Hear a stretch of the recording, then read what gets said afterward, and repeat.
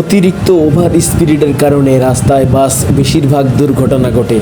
আমিও একটি ড্রাইভার, আসলেও হয়তোবা বাস ড্রাইভাররা আমার বিরুদ্ধে অনেক কিছু বলতে পারে।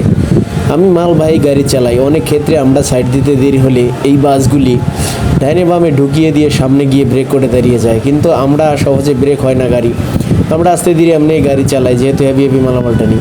এই বাস চালার যেন ডর সহ্য হচ্ছে না বাইরে।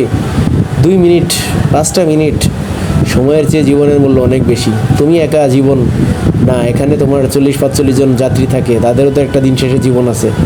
আস্তে ধীরে ঠান্ডা মাথায় গাড়ি চালাও ভাই, তাহলে এই দুর্ঘটনার হাত থেকে রেহাই পেতে পারো। যখনই গাড়িতে করে বাঁচে যাই খুবই ভয় থাকি, কখন কি হয়ে যায়। ডাইনে বামে যেভাবে স্পিডে চালায় গাড়ি, খুবই ভয় লাগে। আমাদের বাংলাদেশেও এরকম সচেতনমূলক রাস্তা না যে আমরা ওভার স্পিডে চালাবো। এটা বাইরের কান্ট্রিতে চালানো যায়, কারণ ওখানে 100% নিরাপদ থাকে।